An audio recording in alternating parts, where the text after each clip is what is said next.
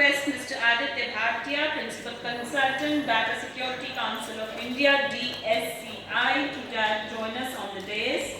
And Mr. Pranjal Tegagi, Head Business Development, Cloud for Things Technologies, to please come and take their seats.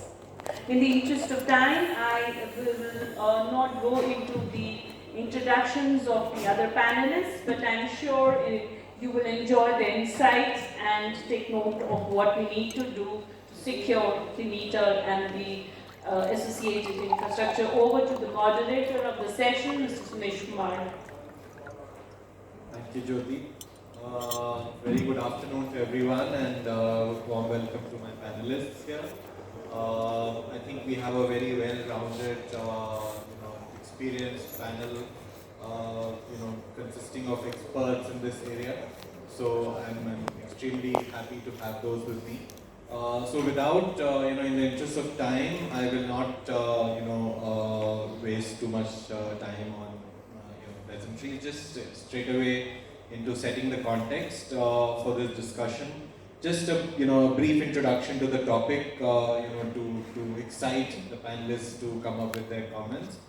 Looking at this topic, there was a study done by Cisco in 2021-22, which highlighted some of the aspects related to cyber threats which the utilities of the energy sector faces. So what they noted was that about 86% of the organizations had at least once a user trying to connect to a phishing site. Almost 70% of the organizations had users that were served malicious browser ads. There were about 69% of organizations that experienced some level of unsolicited crypto mining. And there were about 50% of organizations that encountered ransomware related activity. So just, what I'm trying to say is that, there are a large number of organizations that are becoming increasingly subject to cyber attacks and, in various ways and forms. May not be bringing the system down completely, but, in tampering or, in some ways harming the system. If you look at the whole AMI touchpoint story, of course, the topic is securing the meters, so meters themselves remain vulnerable. What else? The communication devices by which, sort of engage with the meters, whether it's RF, GPRS, or whichever ones, they again remain subject to cyber attacks or cyber threat.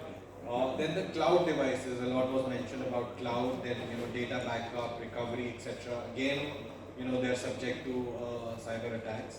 The head-end systems, the meter data acquisition, etc. of users, etc. Again remains subject to cyber attacks. The meter data management system, very important, but again the subject of attacks. And then the mobile apps or the web interface portals, again, how they can be brought down remains a subject of cyber attacks. And again, if we were to talk about cyber attacks, there are a whole range of kind of cyber attacks which are possible. Whether they range from physical tampering, that's the most basic form, to data privacy breaches, malware infections, ransomware, unauthorized remote access, replay attacks, data tampering. So several ways in which cyber intrusion or interruption can be made in today's world. And these are only increasing, these are not reducing. With this background, some of the questions that come to my mind is, first of all, what is the importance of this area? Is this something which is worth spending time, effort, money on or not? So the first question is that. The second question is that, if you were to look at protecting or securing the meters, and given some of these issues, what are the challenges that we face, in protecting the meters, given that these issues exist?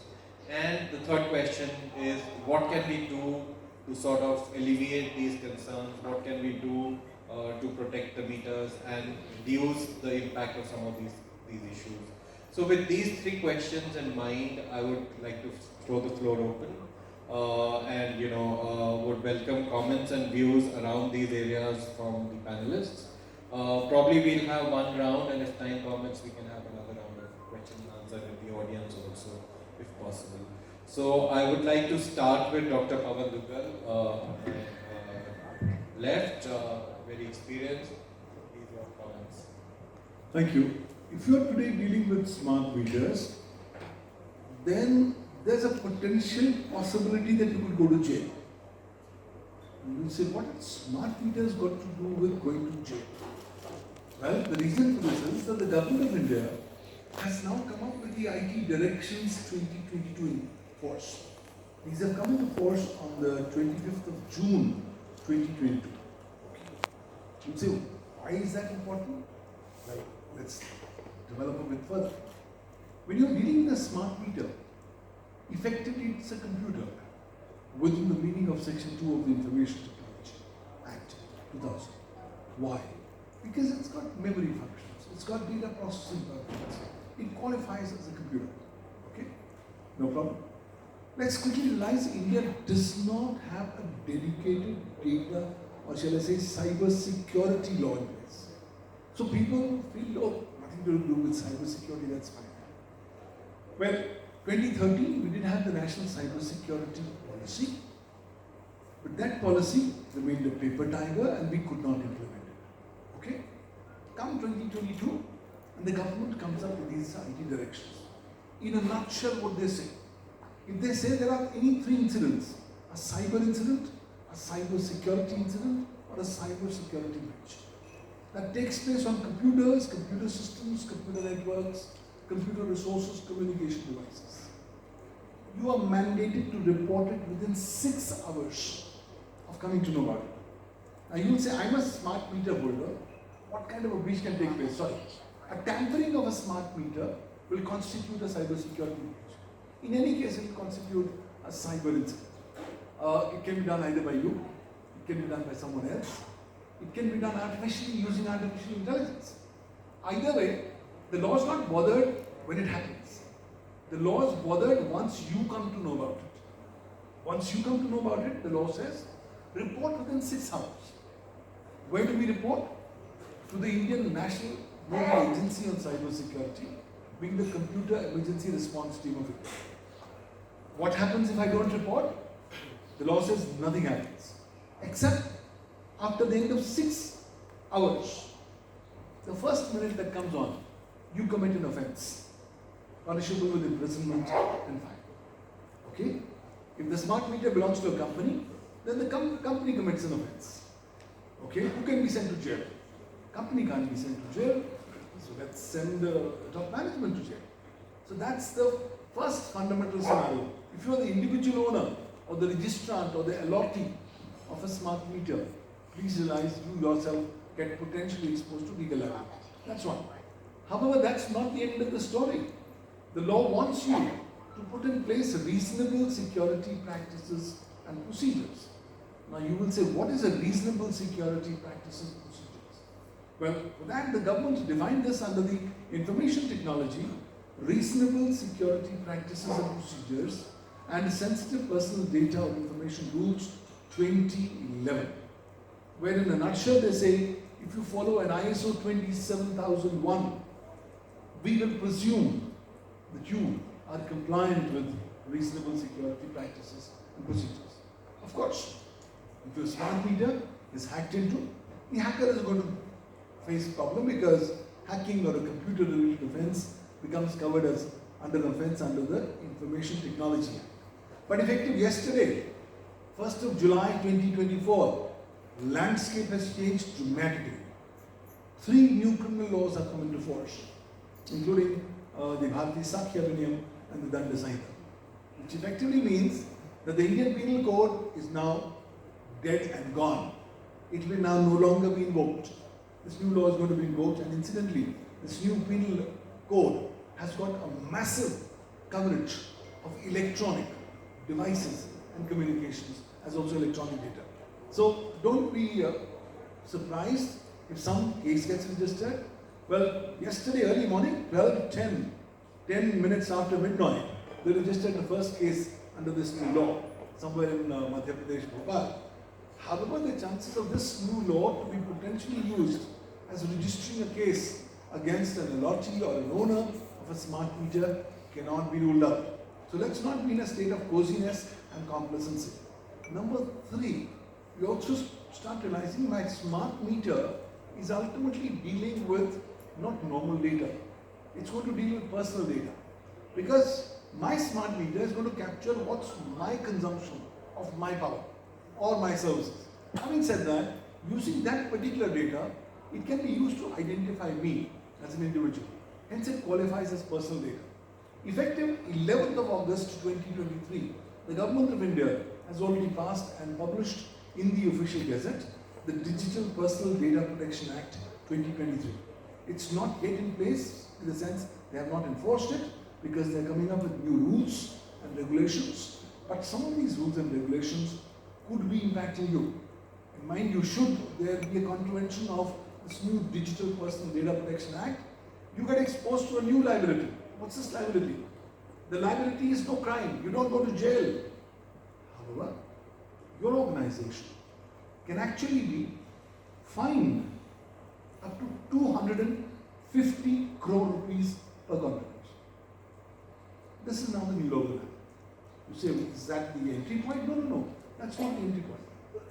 The entry point is 50 crores. Minimum fine. The maximum fine, 250 crores. So suddenly you start realizing, have I opened up a Pandora's box by doing it with smart metering? Well, the fact is I can't go to Himalayas. I have to be here. I have to start adopting this ecosystem. However, the law is wanting me to adopt more reasonable security practices and procedures, be careful of compliances. In our country, unfortunately, it's a system of proven justice.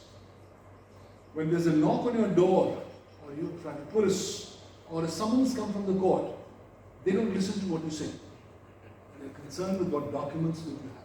So please have in place appropriate compliance documents, because a number of these service providers who will be providing smart metering services would also qualify as intermediaries under Section 21W of the Information Technology Act. And under Section 79(2)(c) of the Information Technology Act, you as an intermediary would be required to exercise due diligence while you discharge your obligations under the law. What does that mean? That means you will also have to ensure compliance with this new set of rules that got implemented on 25th of February 2021. These are known as the Information Technology Intermediary Guidelines and Digital Media Ethics Code Rules 2021, which have been updated as late as on 6th of April 2023. So suddenly don't think that you are in the smart metering ecosystem. India doesn't have a cyber security law. We are good to go, nothing happens, nobody is going to ask. Sorry. The accountabilities have been slowly set up. The machine is slowly churning. At what point of time it's going to come and grind you, you can't predict. Nobody can predict. Therefore, I will suggest do proactive compliance. Of course, now the bigger problem is, today I go to a chat GPT 4.0. How many of you are using the GPT 4.0? How many?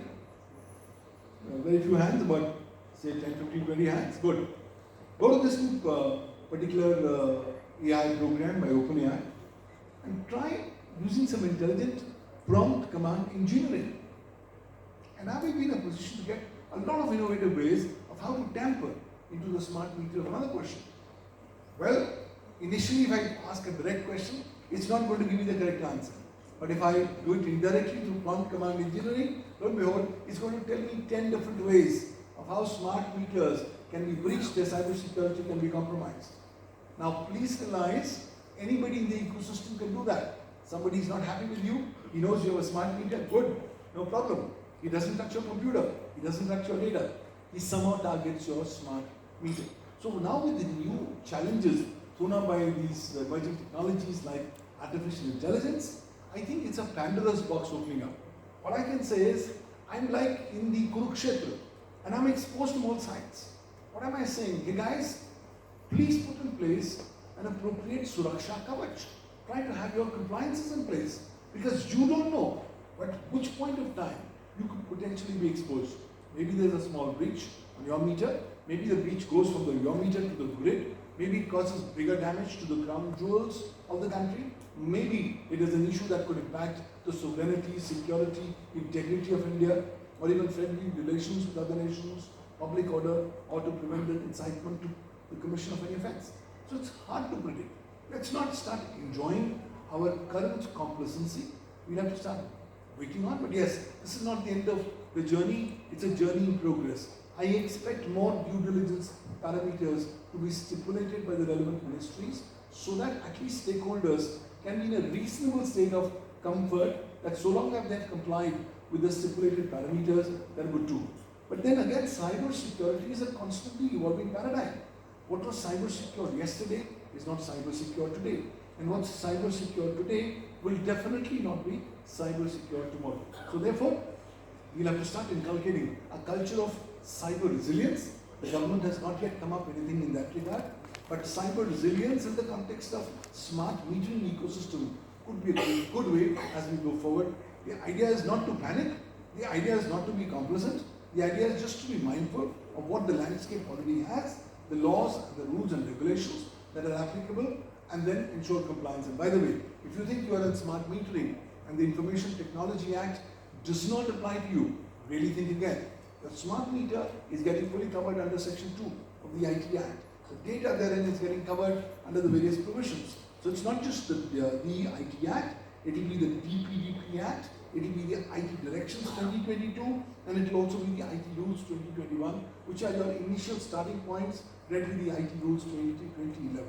Start doing that, and let's see how the journey goes forward, and expect more stipulations of parameters of due diligence in the coming times. I'll pause here for a minute. Thanks. Yeah, no, thank you so much. I think very, very interesting articulation. I think you brought in the right legal perspectives. A lot of it has happened, still it's evolving. I think that answers my first question, which I said that, whether this area is important, whether it merits consideration or not. So I think there is no option, so we have to look at it. There is no choice. And I really liked what you said about the Suraksha coverage. So thank you so much for that. I will move on and invite Mr. Rohit Sharma from Adani Power, heading cybersecurity, to share his views. Thank you so much. So Pavanji has put a very nice overview of what the legal angle of the cybersecurity looks like for the smart metering business. Let me just try to lay out the technical perspective of how it is going to look like. So in the smart metering infrastructure, there are 4 major ways a cyber attack can be done. So one is the data that you are collecting. So there can be an attack on confidentiality, integrity or availability of the data. Second is the device itself. So smart meters can be compromised and then they can be used for nefarious purposes. Third is the network that is being set up to collect the data from smart meters. And fourth one is the cascading impact of the entire smart metering infrastructure on the national grid itself. So I'll double click on all of these one by one. So considering the data part, let's discuss confidentiality. Multiple speakers in the previous panels talked about the granularity of the data that is being collected by the smart meters. So smart meters can easily be used as a surveillance device. Studying consumer behavior. So when you are saying that I can detect when an appliance goes off and on in somebody's home, it is very easy to find out when a family is out of their homes. That makes a lucrative information for people who are willing to steal and theft. So that is one part. Second, targeted advertising can be done using the data that you are collecting. While it appears to be a business case, again, all of these data will fall under the Privacy Act and be classified as personal data. So selling this data is going to be a big problem unless you have taken the consent of the respective consumer. So this is a lucrative target for spamming people. Then basis this data, several personal attributes and behaviors of people can be identified. It can be used to exploit and launch personally targeted cyber attacks on them. So for people who have hold important positions or celebrities, this can be a pretty big problem for them. So if the data which you are collecting leaks out and becomes public, there's a big problem, and it will also be covered under the Data Protection Act of India. Second is the integrity. Consider that entire financial sustainability of the AMIs and the discoms is going to depend on the data that you are collecting. What if I manipulate the data and escalate the figures, or say reduce the figures? The entire company will be facing a very big problem. There are kind of attacks called false data injection attacks, in which I can in fact launch false data inputs into the entire MDMS and throw out the entire system out of place. Nobody will be able to know what data came from where. So FDI is another kind of tailored attack for specifically smart meters. Consider the availability part. If I am able to get on your servers and I am able to encrypt all this data, your business model has gone for a toss again. I can exploit the discom and the AMI partner for ransom. This is a very juicy target for a ransomware. So about confidentiality, integrity, and availability. Now consider the meter itself. So there are ways to physically tamper the meter, and there are software vulnerabilities in the meters that can be exploited.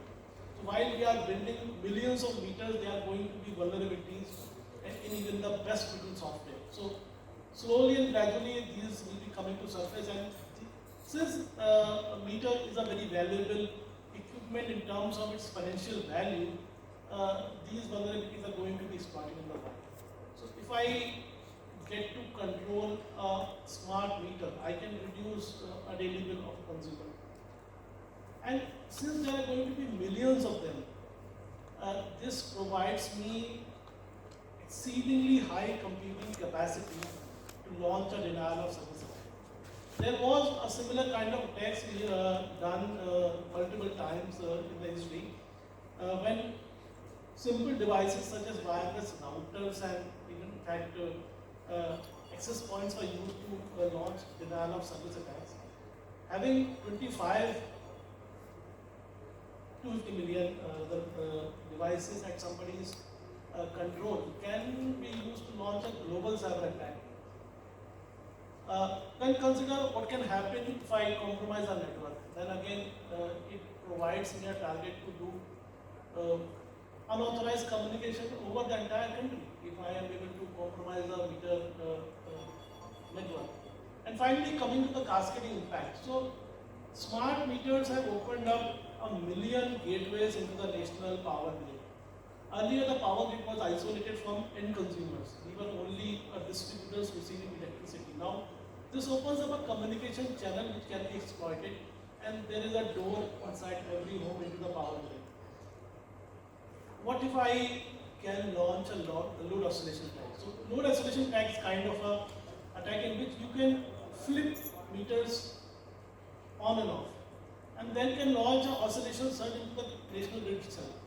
And there have been proof of concept of this specific attack, which can be used to bring down specific breakers and devices on the transmission system.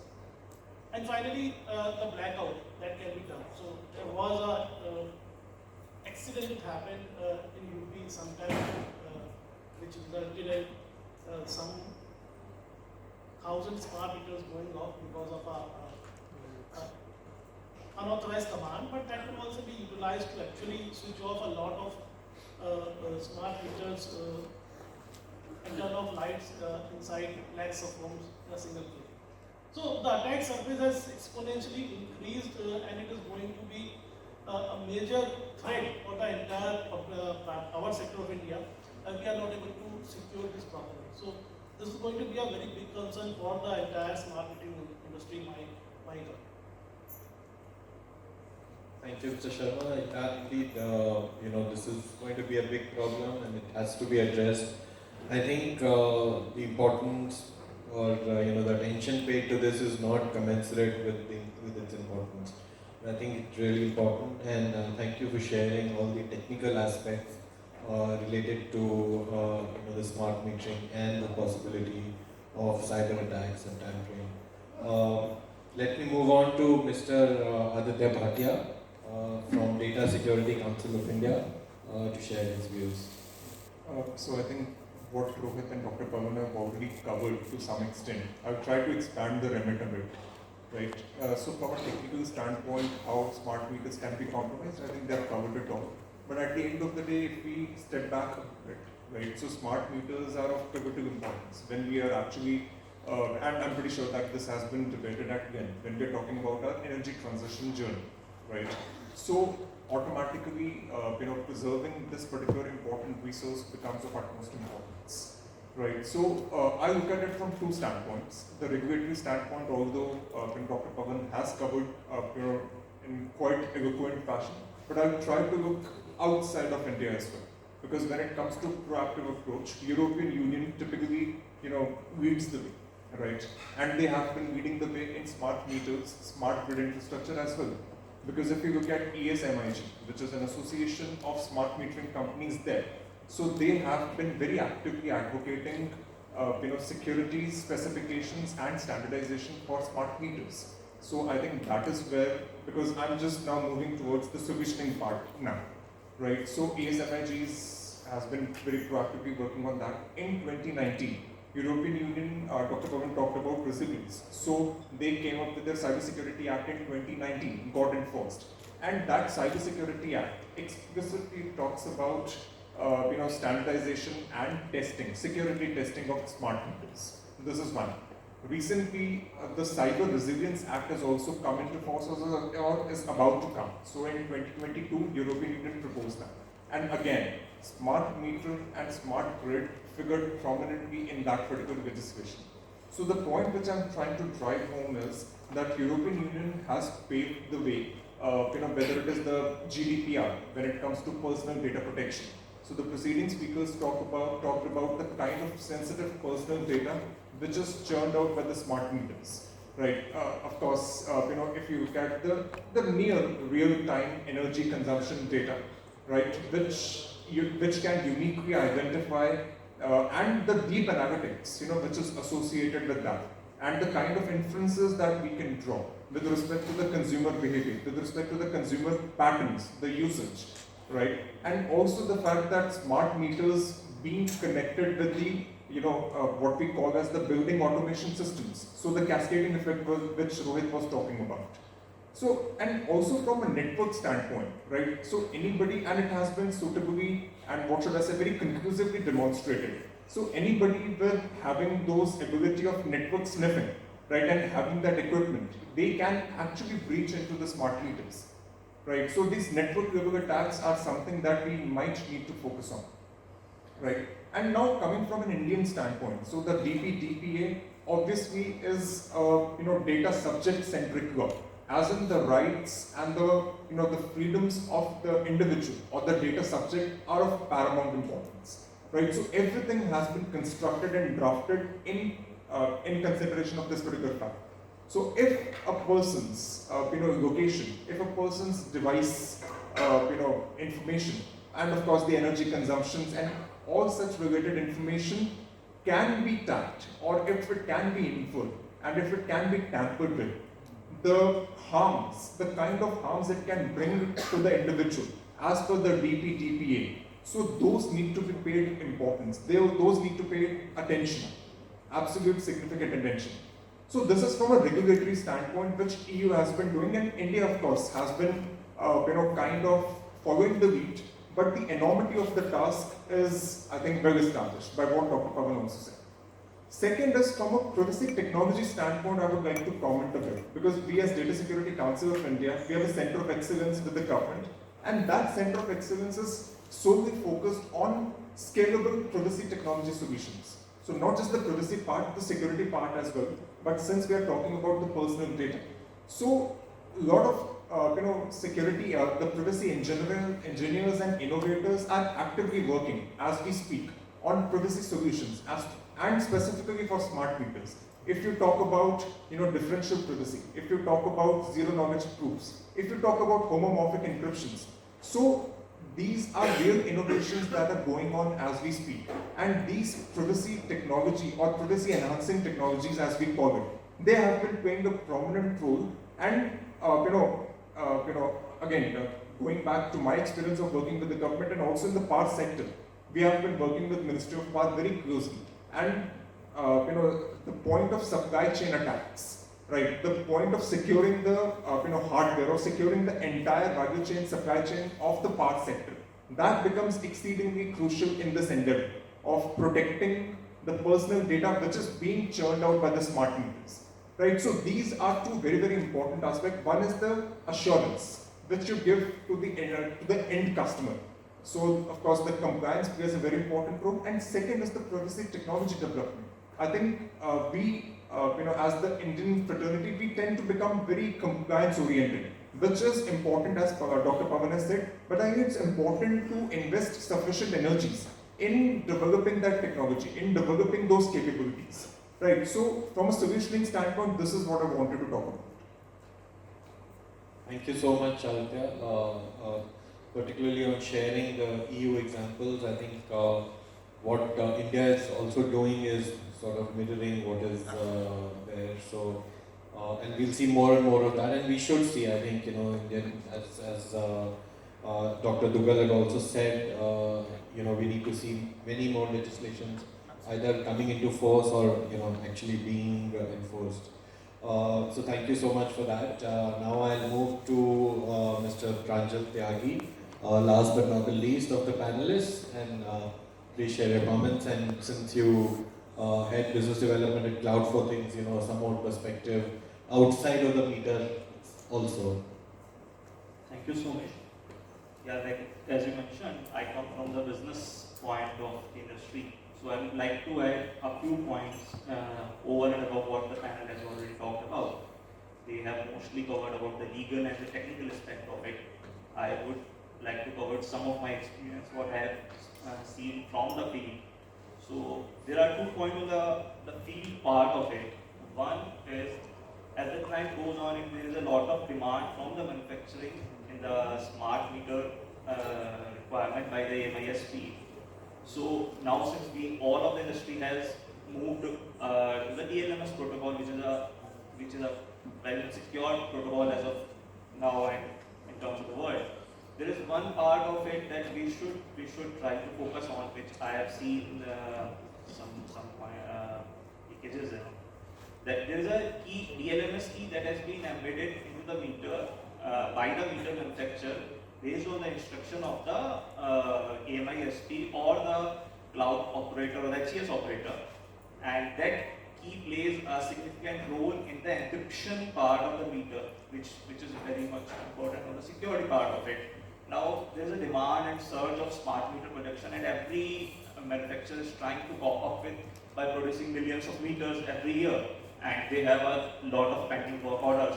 So some part of it, so basically, suppose I am a meter manufacturer, I put a key and send out the work order after inspection.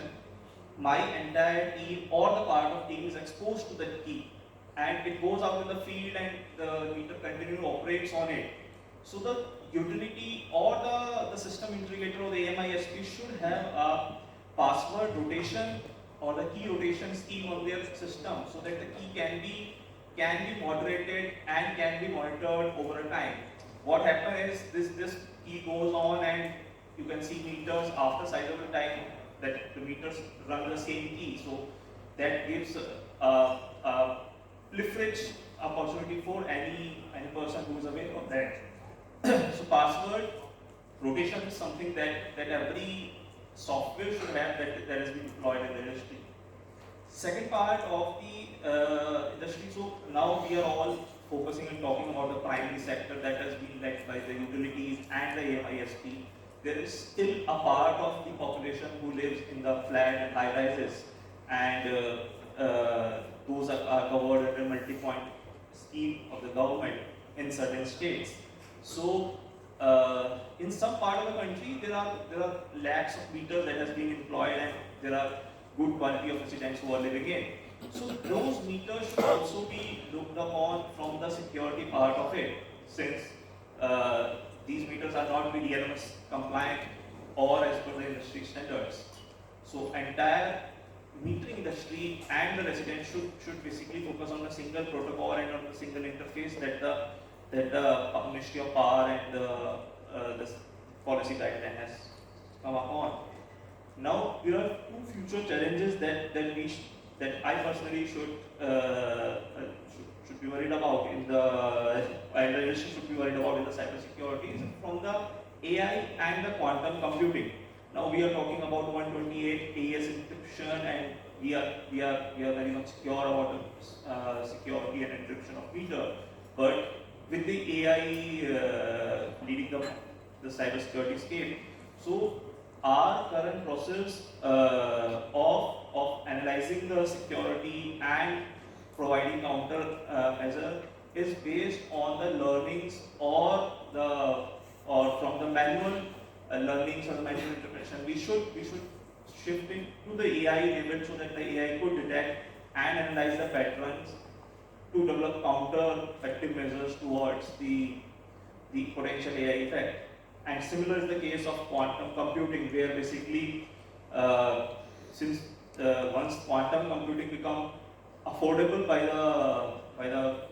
the hackers or the people who are interested in gaining this the information and private information of the individual, because there are multiple endpoints exposed in the smart metering industry, be the meter or the interface or the mobile application. So we should develop something based on that coming threat, which as soon as the quantum computing coming could be the biggest threat to the cybersecurity market and towards the utility and the users. So we should develop something on. And in the industry, like there is one very popular job role that every company has is of DevOps.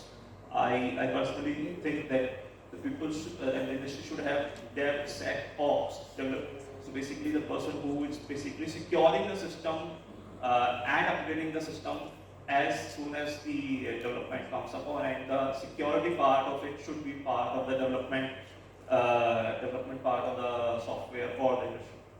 So these are some points that I find out from my experience. I'm not an expert on the cybersecurity, but these are something that I have observed in the market, and I think this might be the recommendation. Thank you. Thank you, Mr. Tyagi. Very insightful in terms of the software side and what can be done on the business side. So I think we had a well-rounded discussion, and thank you to all my panelists here. You know, we had an extensive deliberation around the legal and some of the emerging regulatory aspects. We understood on the technical sides what could be done, you know, the importance of this area, and also, you know, some of the ways in which these attacks can happen, and some of the ways in which, you know, you can have software and other solutions to mitigate these, you know, issues. So thank you once again to all my panelists, and thank you so much for the session. Thank you. Over to you.